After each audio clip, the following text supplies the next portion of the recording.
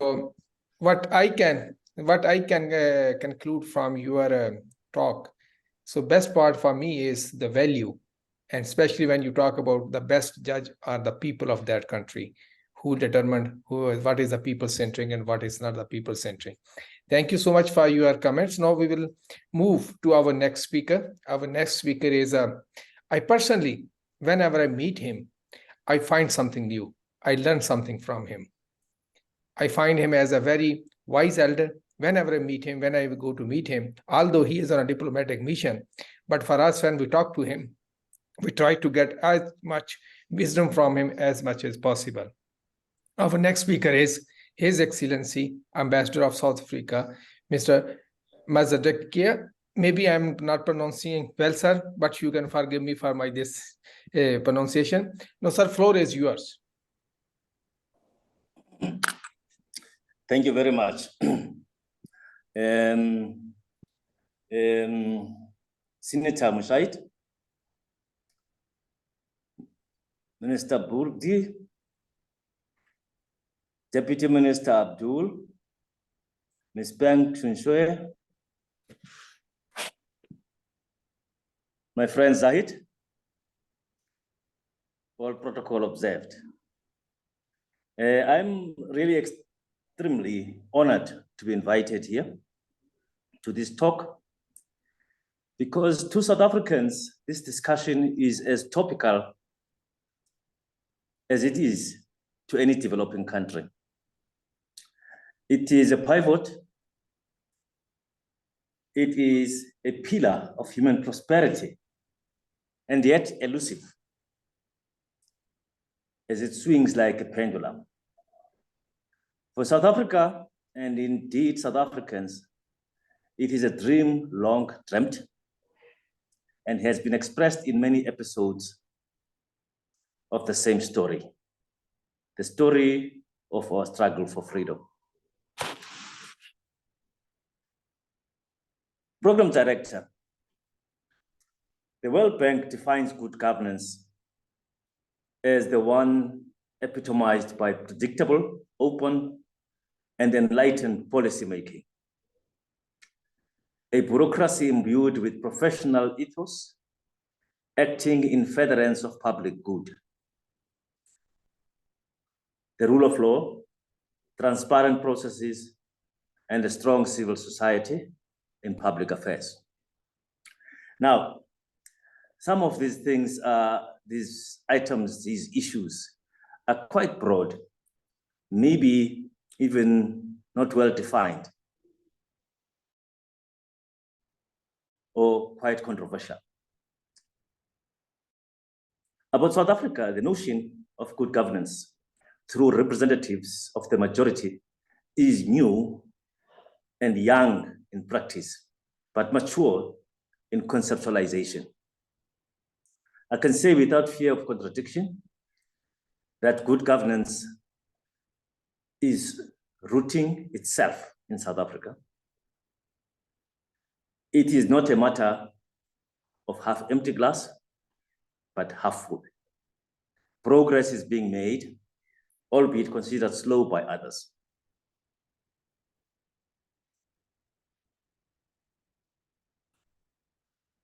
Academics and students of governance are generally agreed that good governance is discernible when the governance shows the following characteristics: participation, accountability, transparency, rule of law, responsiveness, efficient and effective government, consensus orientation.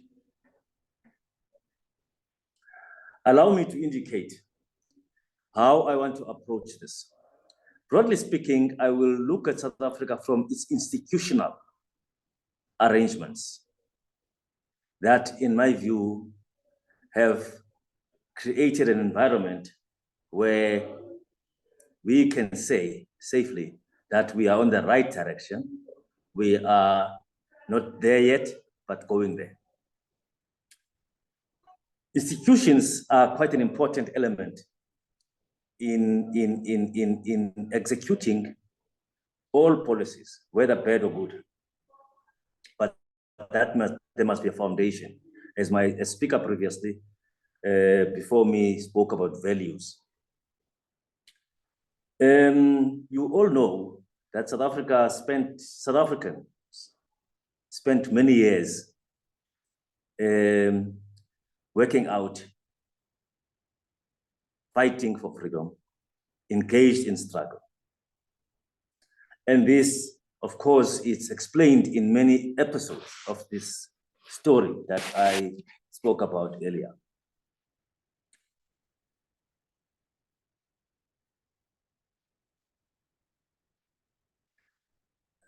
Just when the world was hoping that it will be a better place after the Second World War, South Africa took a different turn. Actually, what happened is that a neo-Nazi, Nazi supporter, took over government in 1948, of course, through whites-only elections. That increased repression, and that created a more resolve for our people to free themselves. To a point where a value system enshrined in a document called the Freedom Charter, which was put together in 1955 by all parties that were involved in the struggle. Now, the key thing, few things I want to say, I'm not going to go to the document itself, but the most important thing is that this document was drawn up through 10,000 meetings with people, 10,000 meetings. The meeting itself was attended by all major parties, as I've said. And even during the time, the episode of the armed struggle, this document was a battle cry for all those who were involved in the armed struggle. And in fact, in all cases, this document had to be sung by heart by those soldiers. And interestingly, that document starts with the clause, "The people shall govern." Back in 1955, this was formulated.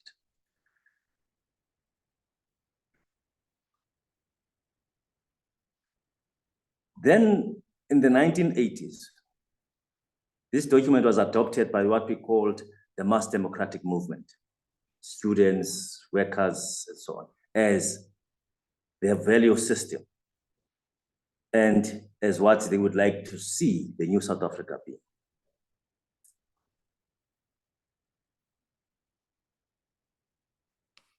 As you all know, eventually, Nelson Mandela was freed from prison and political organizations that were banned were unbanned and negotiations for freedom took place.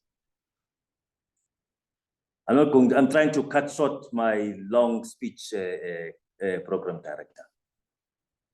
There were many meetings before the actual negotiations took place. And they were called grouped together talks about talks. I'm not going to go into those details, but the negotiations themselves were set in four sets of meetings. CODESA 1, CODESA 2, Record of Understanding, Multi-Party Forum.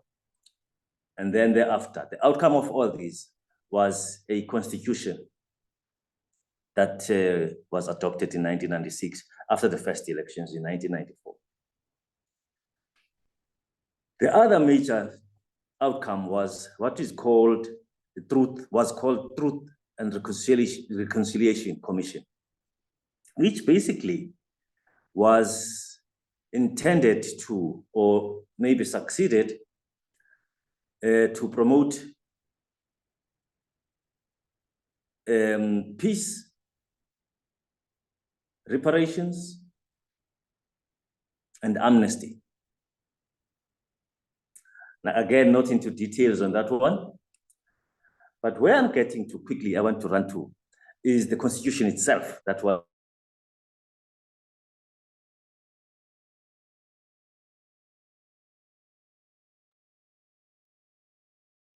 a few things around it. Because it's all this set of values that we are talking about. I'm sorry, there's a technical issue now here. No problem, no problem. No, I'm sorted. Right at the beginning, the preamble starts right at the beginning with, we therefore, through our freely elected representatives, adopt this constitution as a supreme law of the Republic to heal divisions of the past based on democratic values, social justice, and fundamental human rights. Interestingly, the next chapter deals with principles, which is chapter 1. Quite clearly discernible there is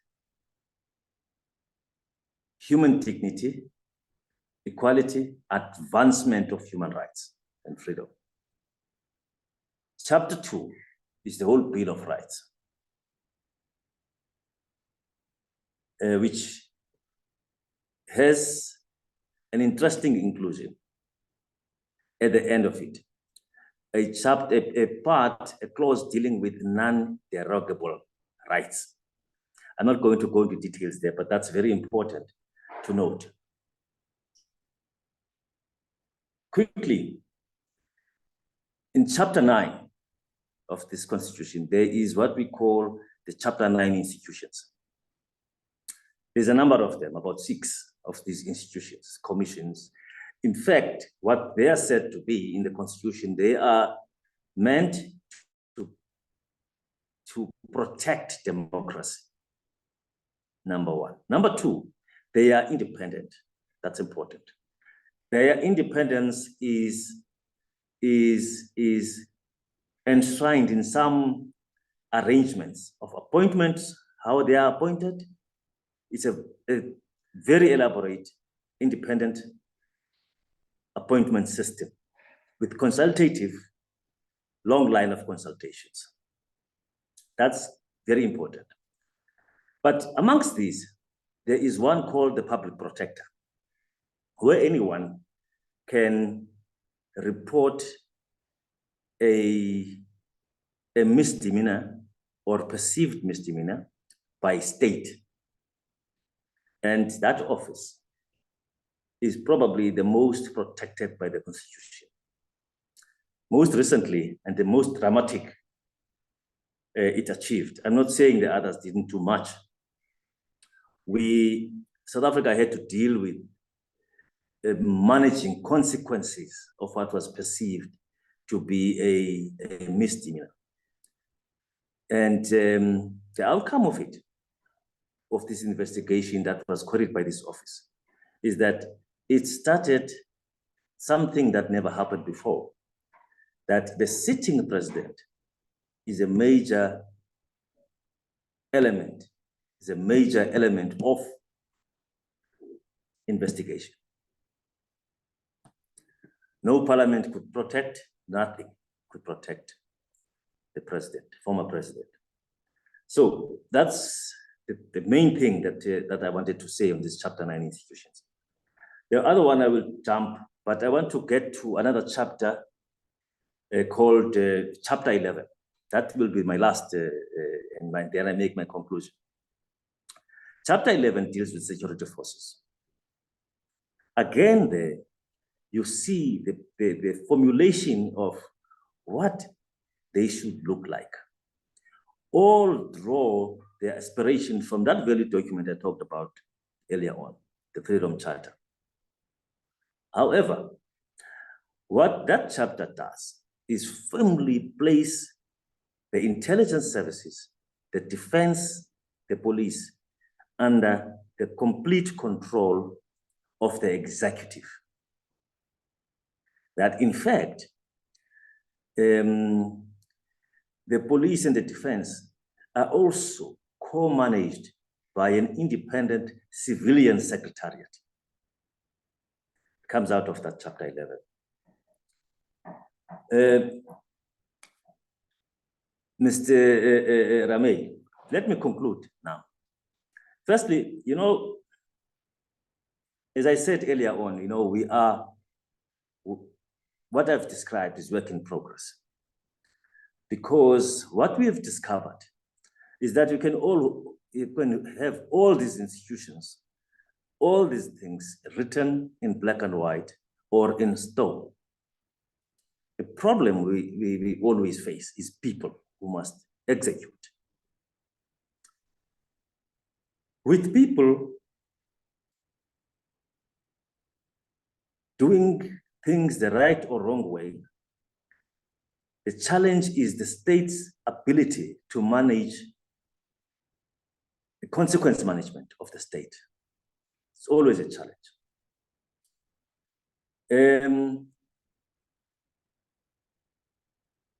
I am saying this just to emphasize the point that it's not as if out of all these good values that are on paper, we haven't had problems. The main thing is that we are grappling with them today because as they start to begin to build a culture of accountability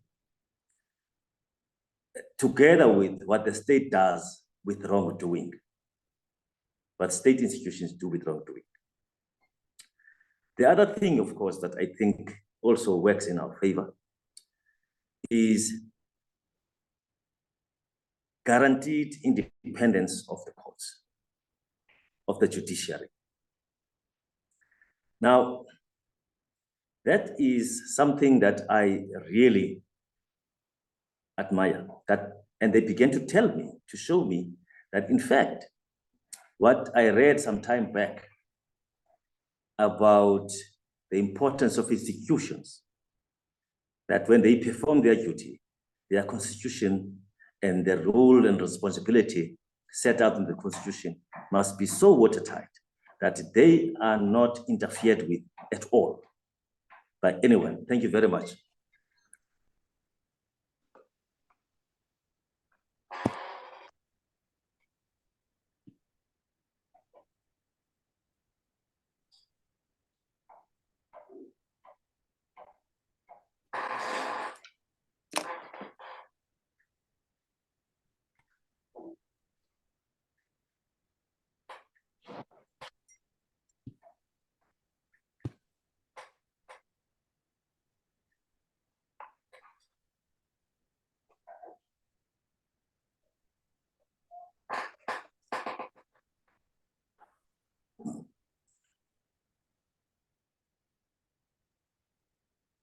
Shaki, we cannot hear you, Shaki. Shaki. Sorry. I think when I saw the Mashah, so I forget to switch on my speaker. So anyways, thank you, Mashah, for joining us. I was just pointing out.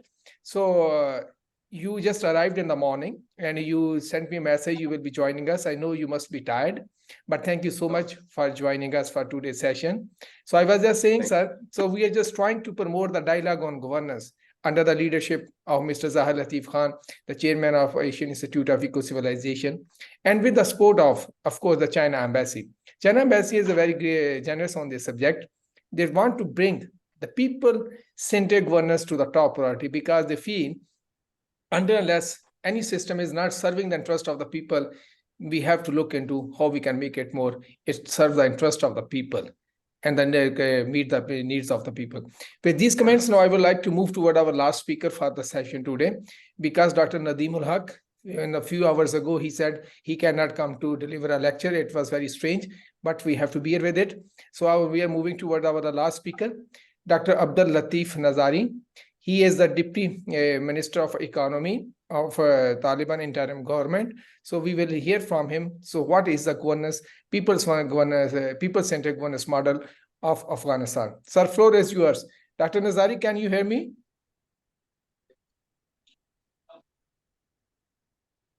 Dr. Nazari?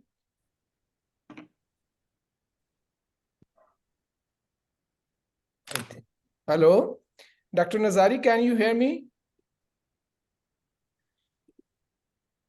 I think there is some problem then. He is also traveling. He was in China to attend the Himalayan Forum, and he also attended their very important meetings. So, but he is, I think maybe there is some problem. I will check with him. But meantime, so we can, sir, if you allow us, Shah Hassan Sayyid sir, so we can talk a little bit about, we can hear a little bit about from you. So how you see, because you are the chair and you are supposed to give the comments at the end, but unfortunately there are some glitches in the technology. So that's why I'm just trying to break. Oh, he is back. He is here. Yes. Oh, Yes. Oh, now we can see you, Dr. Nazari. So I was Yes. just mentioning you are in China in the last week to attend the Himalayan Forum. I was also invited for that forum, but unfortunately I could not make for that. So, but it is good to hear. Sir, please, floor is yours. yes, thank you, Mr. Shakil Ahmed. Good morning, everyone. First of all, I thank the Asian Institute, AIERG, especially Mr. Zahid Latif Khan and Mr. Shakil Ahmed Ramey for holding this webinar. As you know, Afghanistan is in an important and historical situation. For now, war is ended in Afghanistan, and the Islamic Emirate of Afghanistan dominates the entire geography of Afghanistan. The Afghan people stand with the Islamic Emirate and do not support war and warmongers. Besides of this, the government is trying to serve for the people of Afghanistan. The Ministry of Economy invites all the foreign countries to take an active role in development projects in Afghanistan. The Ministry of Economy is committed for the safety of all investors, physically and financially. The Ministry of Economy is ready to attract domestic and foreign investors. We try to create the necessary supporting laws for investors, including the private sectors. So we expect from all investors, donors, and the neighboring and regional countries to invest and resume their development projects in Afghanistan. And also investment on industry, trade, agriculture, and social services sectors can affect in reduction of poverty and food insecurity in Afghanistan. I must remind that sanctions have led Afghanistan toward an increase in poverty. In this case, I hope that the sanctions will be lifted as soon as possible, and the interaction between the Islamic Emirate of Afghanistan with the world will be continued. I appreciate and thanks from foreign countries, Pakistan and China's position in the international conferences about removing sanctions and releasing Afghan people's frozen money. Eventually, a secure, successful, and developed Afghanistan makes the neighboring countries, the region, and the world safe and peaceful as well. Afghanistan has a geostrategic, geopolitics, and geoeconomic position in the region. For this reason, it has always attracted the attention of the great world powers.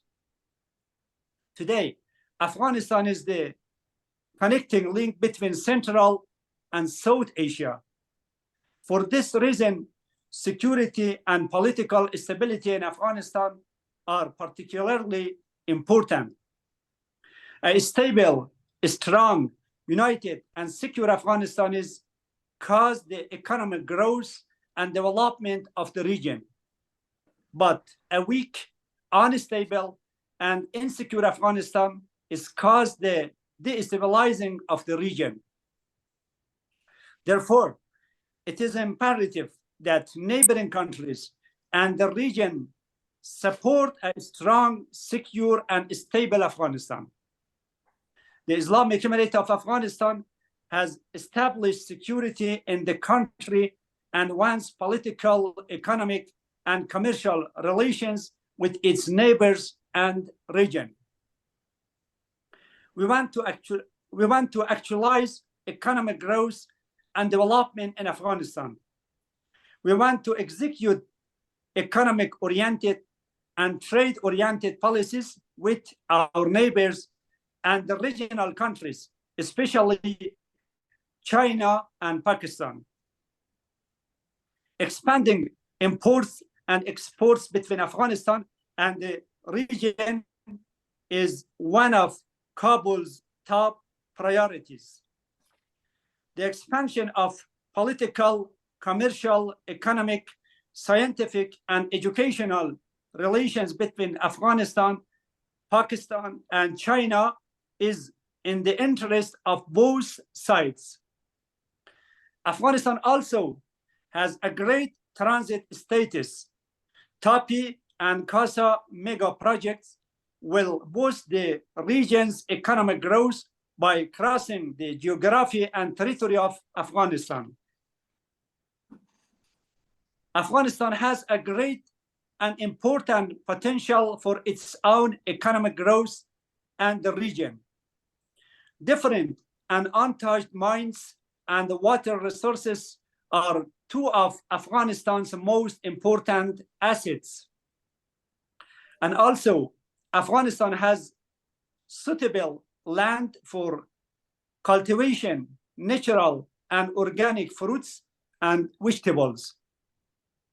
Therefore, Afghanistan can strengthen its agriculture and use the successful experience of neighboring countries, especially Pakistan and China, and the region in these areas. Afghanistan has a good water, sun, and wind for producing and development of electricity energy.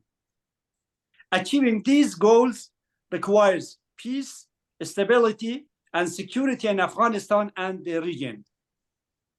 Therefore, our demand from the neighboring countries and the region is to support a strong, united, and stable Afghanistan for regional economic growth and development. Economically, over the past 2 years, the Islamic Emirate of Afghanistan has made good progress.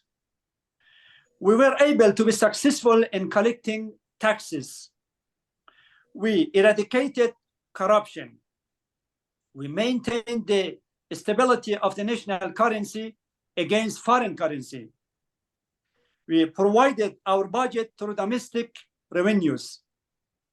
We increased our exports and reduced the inflation rate. Despite economic progress, there are also problems. Afghan people's money is still frozen. Banking restrictions stand. The Islamic Emirate is not officially recognized.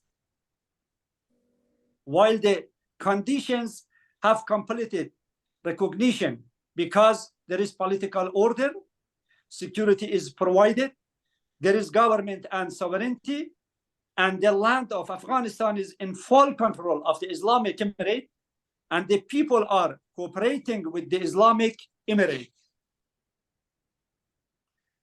We request all the investors to invest in Afghanistan because nowadays the security is provided all around the country and there is no corruption. The Islamic Emirate of Afghanistan welcomes any initiative that will support economic cooperation in Afghanistan. We want to be a responsible and active member of the international community and play a positive role in supporting regional stability and economic development. the Islamic Emirate of Afghanistan is determined on struggling against insecurity and eradication of drugs, removing poverty, and providing safety for domestic and foreign investment. I emphasize once again that the Islamic Emirate of Afghanistan wants to have good relations and wide engagement and interaction with region, especially Pakistan and China. At the end, Afghanistan, Pakistan, and China can work together to develop a people-centric governance and help each other in good governance.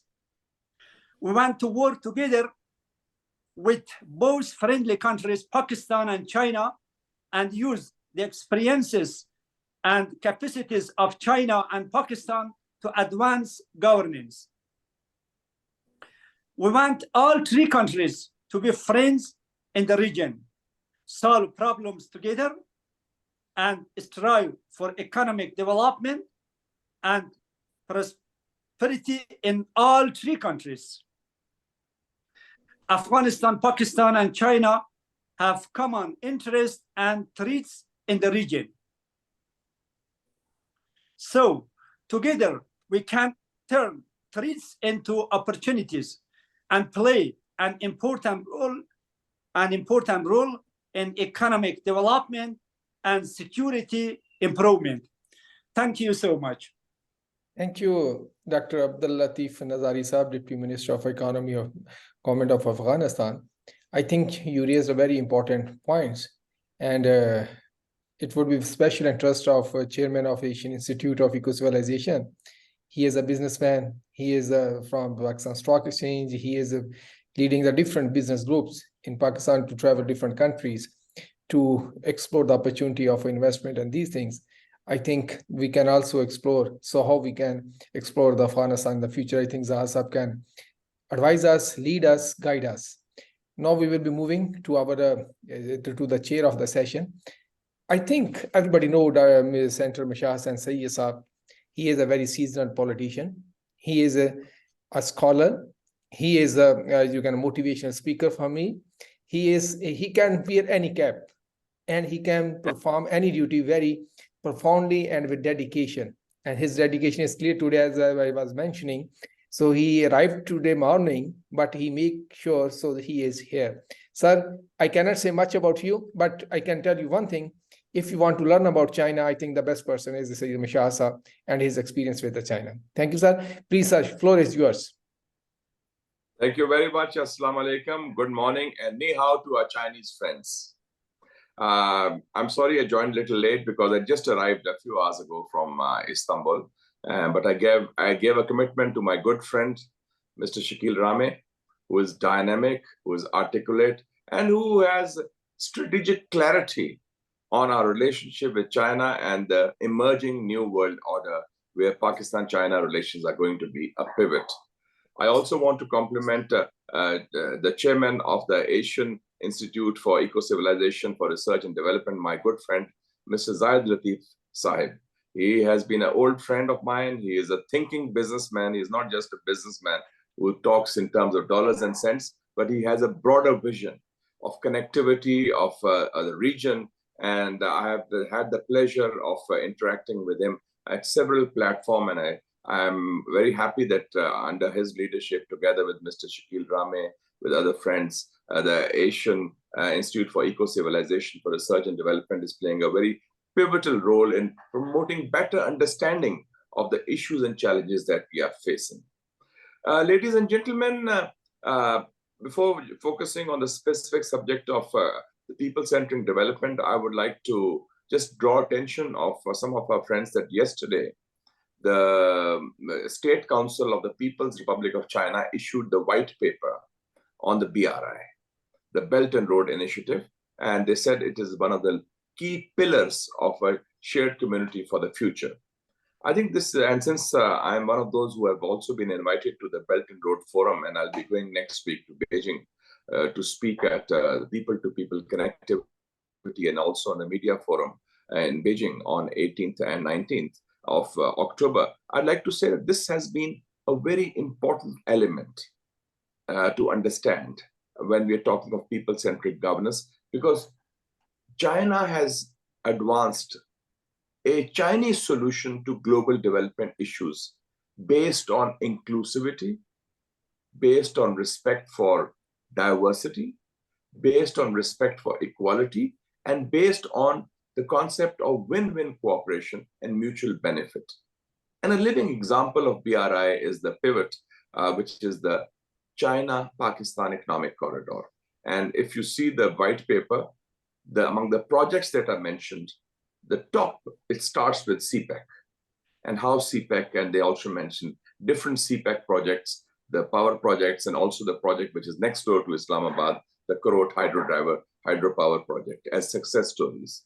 And also in the Maritime Silk Road section of the BRI white paper, which I have read, the top 3 ports that are mentioned, one is in Greece, one is Gwadar, and the other one is in Myanmar.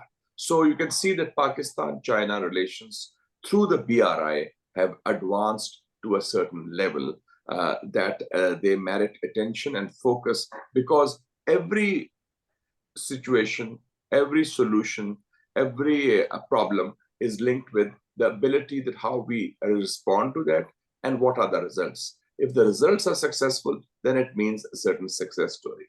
When we come to the people-centric governance, and I would like to focus on China, and you mentioned that I'd still say after 50 years of visits to China, almost 100 visits, I'm still a student of China. Whenever I go to China, I learn from China, from the Chinese people. Something new is happening. China is such a happening place. It's so dynamic and to understand China, it's not easy. A lot of experts mention it. And I'll just give you one small example. And this was a story I read in the New York Times when they were marking 40 years of the reform and opening up of China, which started under Deng Xiaoping, the great leader, who said, seek truth from facts. And in 2019, it was 79, so it was 2019, the New York Times November issue, they said that when Deng Xiaoping said that they'll have a market, free market, they'll open up, they'll have socialism with Chinese characteristics. The Western experts, the American experts said that, oh, we just have to look, this is not possible. This has never happened in history. So we just have to wait and see. And we have to wait because this experiment is bound to fail. And the report says, after 40 years, we are still waiting because the experiment has been a success and China has moved on. And now China is being viewed by the Americans and the West as a threat. So this shows, see, China is not just a country, it's a civilization. And the Chinese model of people-centric model of governance is based on the ethos of the Communist Party of China. Because it's not, and the Chinese historical context. Under the leadership of the Communist Party, whether it was Chairman Mao in the early stages, or Deng Xiaoping, or now President Xi Jinping, I think the key bottom line has always been that the party springs from the people. It is a product of the people, as a party which has 95 million members, and it has to, as Chairman Mao used to say, serve the people. Serve the people in different capacities. So that is a key thing. So in two contexts I'd like to mention specifically, that China's historic strategic culture, which has provided the context for China's current developmental model and governance model at home and abroad. And then the enabling environment provided by the Communist Party of China over the decades, which is the result of today's China, which has progressed so much. And you can see that efficiency was manifested last month, and I was following very closely the Asian Games at Hangzhou. It is one of the most sophisticated, high-tech games ever seen in the history of Asian Games. That 80% of the work was being done by robots, not individuals. So if Mr. Shakil Rame was there, the robot would say, Mr. Shakil Rame, your seat is on row number 2, seat number 17A on the left section of the stadium. And there's no guide to person. The robot will direct them. So the advanced technology and cars without driverless cars were taking people there. So people were astounded. I met some of the Pakistani athletes. They said, we have never seen such kind of sophistication. They have been to Olympics, the Asian Games. So this is one expression of the rise of China. So just coming back to the strategic culture part, I just say, China, there are 3 ingredients which are very important. China's Silk Road, because the Belt and Road Initiative springs from the Silk Road, which is 2,000 years old, starting from Xi'an. And what does the Silk Road epitomize? I think it's the first instance of globalization. First example of globalization in human history, 2000. Connectivity through commerce, through culture. China is connecting the world. At that time, the Middle East, our region, Central Asia, South Asia, and even up to Europe, the shores of Italy and Venice and so forth. So that was the first example. Trade, commerce, culture, connectivity among countries and continents. The second component is extremely important also, because that shows China's values and vision and worldview. The Great Wall. Now, when the first man landed on the moon in '69, Neil Armstrong, he said, the only thing I can see from the moon is the Great Wall. And what is the Great Wall? Built over centuries, it is protective in nature. It is defensive in nature. It is to protect China from outside aggression, from outside intervention, from outside attackers. So China's worldview is peaceful. It's in peaceful development. China has not risen because of any conquest or colonization or aggression or wars against any country. This is extremely important to understand. And the third component of China's strategic culture, which we have to understand, and this is a part of the ethos of the Chinese people also, is what I call the Long March. The Long March lasted for a year, thousands of kilometers. Chairman Mao led this army in retreat because they could not fight a conventional war with Chiang Kai-shek's Nationalist Army. 100,000 people started on the Long March. When they landed up a year later in the caves of Yan'an, only 20,000 were left. But they saved the Chinese Revolution. They regrouped, they started anew, they built a strong base, and then this was in 1934-35. And 14 years later, Chairman Mao declared on 1st October 1949 in Tiananmen Square, today the Chinese nation has stood up. So that was the ethos: patience, persistence, perseverance. And coming to the people-centric governance, the enabling environment I talked about. What are those key factors? Quality and commitment of leadership over the decades. And it's been very consistent. Leadership chosen on merit, leadership chosen on experience, leadership chosen on a track record they have built. All the leaders of China have risen through different tough conditions. Mr. Xi Jinping himself spent years working in the farms, with the farms. He has that, then starting from the county, then the province, then the party level, and then at the highest level of the central government. So that is very important. Secondly, ability to do a course correction. When you realize you have made a mistake, now this path is not correct, but Deng Xiaoping did, he did a course correction after consultation, after consensus.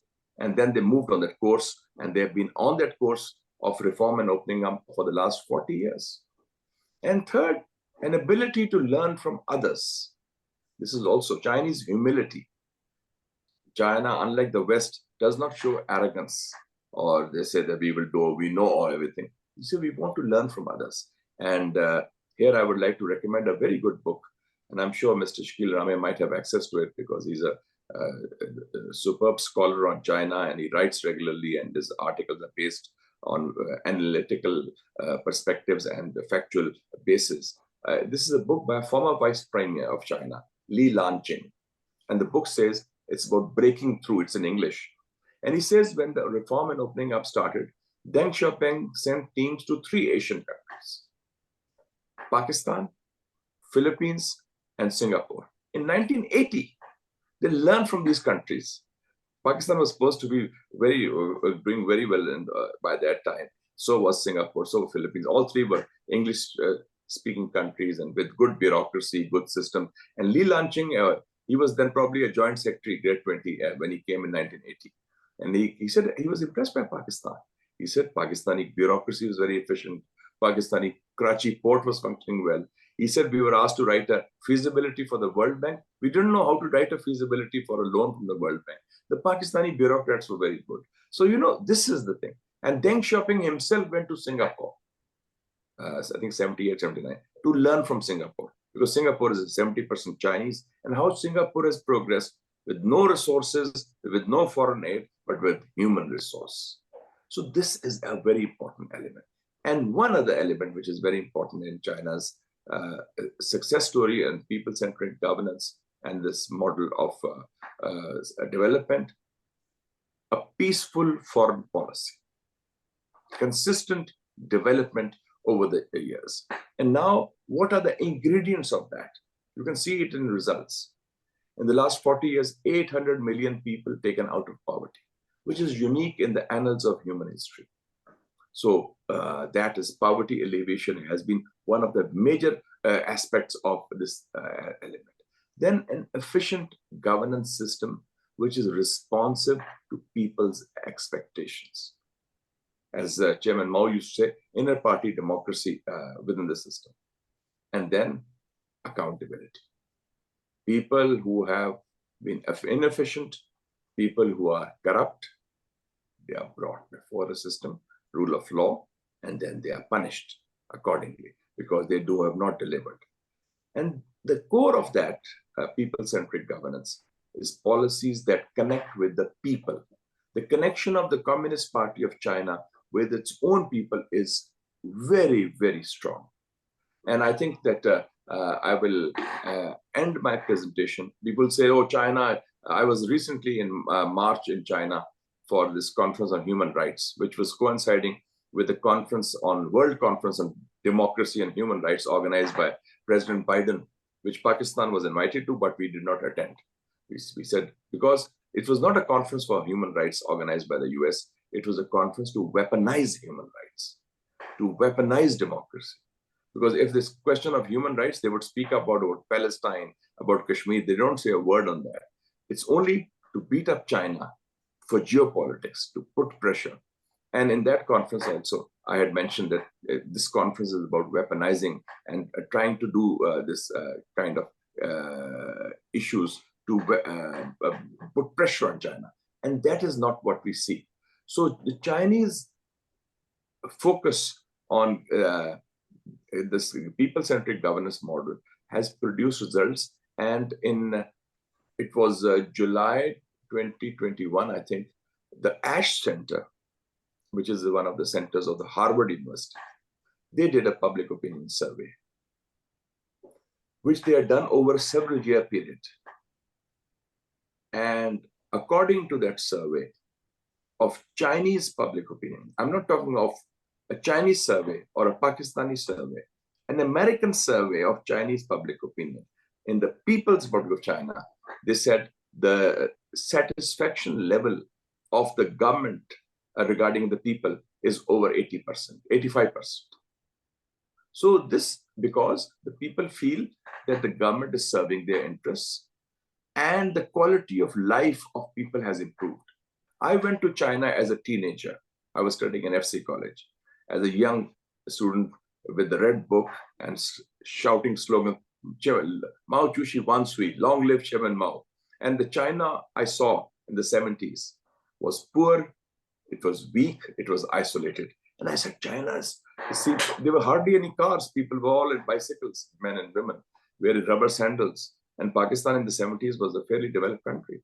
Today, China is rich, China is powerful, and China is a global leader.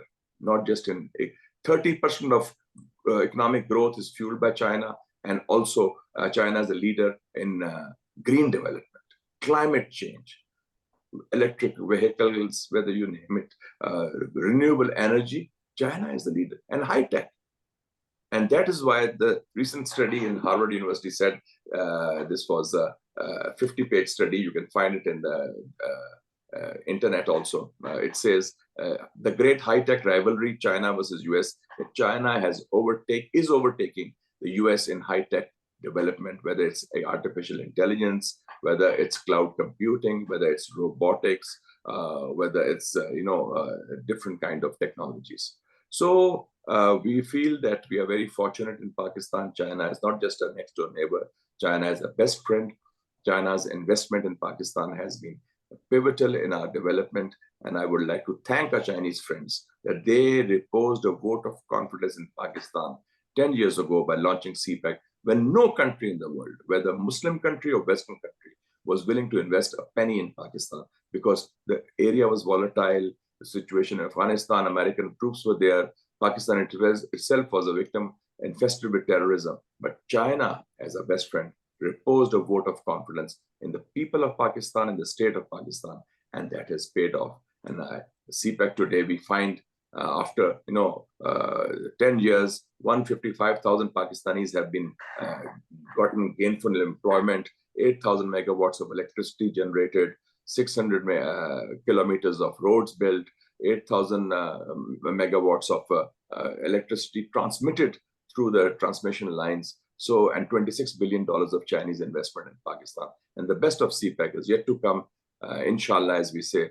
especially with the relocation of Chinese industry and special economic zones, and focus on IT and education and agriculture. So we are all together building a new world with our Chinese friends, with other friends. The BRI, the Belt and Road Initiative, is the most important developmental and diplomatic initiative of the 21st century, involving over 150 countries. And we are proud of the fact that China-Pakistan Economic Corridor is the flagship and the pivot of the BRI. Thank you very much. Long live Pakistan-China friendship, and full marks to Shakil Rame Saab for driving this. He's a man of ideas and a man of action, and he has acted swiftly for this very timely conference on people-centric governance. And all the best for the future. And thank you, ladies and gentlemen. Thank you, sir. Your words always matter for me. So thank you so much for sparing time to deliver this important lecture and help the people to understand. So I am also going, sir, to attend the BRI Forum, Green Forum. So on 17, 18, I will also be talking on some places there. So it will be good. So more Pakistanis will be there. Yes, yes. So before moving to our for the vote of thanks by the chairman of Asian Institute of Eco-Civilization Research and Development, I just want to share with you that we have our first president of the institute, Mr. Major General Abdul Latif Khan. He has joined us as the first president of Asian Institute of Eco-Civilization Research and Development. We will be having a dedicated ceremony to welcome him, but just I wanted to share with you that this news. So now I'd like to request Mr. Zahir Latif Khan, Chairman, Asian Institute of Eco-Civilization Research and Development, to present the vote of thanks. And I think he can also talk about what he heard from the panelists. Sir. Thank you very much. Thank you very much, everyone. I would like to, mention every names which have participated today's session. Dr. Akbar Nasir Khan, the Inspector General of Police, Islamabad, Her Excellency Ms. Peng, the Charity Affairs, then His Excellency Mahdi Kiza, the Ambassador of South Africa, then Dr. Abdul Latif Nazari, Deputy Minister of Afghanistan, then Professor Zhang from China, and of course our friend Shakil Rame. But not, I would, last but the least, our friend, our elder brother, big brother actually, Senator Mushahid. He is actually the PhD on China. What would I call? Because we always and every time we learn from him, and he is a true Pakistani, but believe in the China's system of governance and their growth and their prosperity. And I think that today's dialogue for people-centric governance, we have a China model on which we can learn. And, if we start working like them, and, there is actually a lot of unawareness about the China's governance system. And Senator Mushahid, because he has been going there for the last 50 years, he knows how they work and how they have progressed. So it is quite heartening to learn from each and every participant today. And we understand in the Asian Institute of Eco-Civilization Research and Development that our friend Mr. Shakil Rame is very dynamic and he is always on his toes to organize these type of meetings and events to create an awareness about the Chinese system. And you know, the people-centric governance, the well-being of our entire community revolves around the health and welfare of individuals. So in our interconnected global world, policies can often affect people's life. So the upholding of the human rights, ensuring government responsiveness, promoting social justice, empowering marginalized section of society, and encouraging people's engagement in decision-making processes. These are the important factors which we badly need. And I again thank all of the participants, the eminent speakers, and I think that through our Asian Institute, we will keep on engaging and requesting all of you to come and speak and share your thoughts on the different subjects. Thank you very much once again. Thank you. Thank you. Thank you, Ms. Zahra Latif Saab. And there is no doubt, Mushahid Sahab played a very pivotal role to bring Chinese debate in Pakistan. And when I started my work in 2010 and 11, we used to listen to him. There were 2% to 2 or 3%, which I always look towards. One is the late Akram Zaki Sahab, maybe blessing of Allah on him. Great man. And Mushahid Hassan Sayyid Sahab and Riyaz Khan Sahab. So there were three people who I used to talk. And I think that gave me a direction to how to move forward. Because these three people have the first-hand knowledge and they were willing to share the knowledge. To have the knowledge and to share the knowledge is a different story. Because so people, most of the people share the knowledge. Share the knowledge is very important. And the three of them, they have that stamina to share the knowledge and you can say the vision. And they help the youth to understand. And that's why we are bringing these all initiatives for the youth. Today also many young people have attended this session and they are sitting throughout the session. To sit for almost 2 hours on the session for the young people is difficult, but they are sitting together. And before we leave, Professor Zhang, can you switch on your camera so we can have a good photo? IG, Dr. Akbar Nasir Khan, he has to go because he has some urgent meeting. He called, then he left. And Madam Pong, she also has a meeting at the Foreign Office. That's why she also left. Dr. Zhang, can you switch on your camera? I think she has somewhere. Okay, but thank you so much, everybody, for your contribution. When I started, honestly, when I started to organize this session, I was not expecting such high-level contribution. I am thankful to His Excellency Ambassador Mazdak for sparing time, Deputy Minister of Economy of Afghanistan, Professor Zhang, and the DCM China Embassy, and especially Senator Mushahid Sensei, because he was traveling, but he made sure he came. Thank you so much, everybody. See you soon again. Thank you very much. All the best. Thank you. All the best. Inshallah.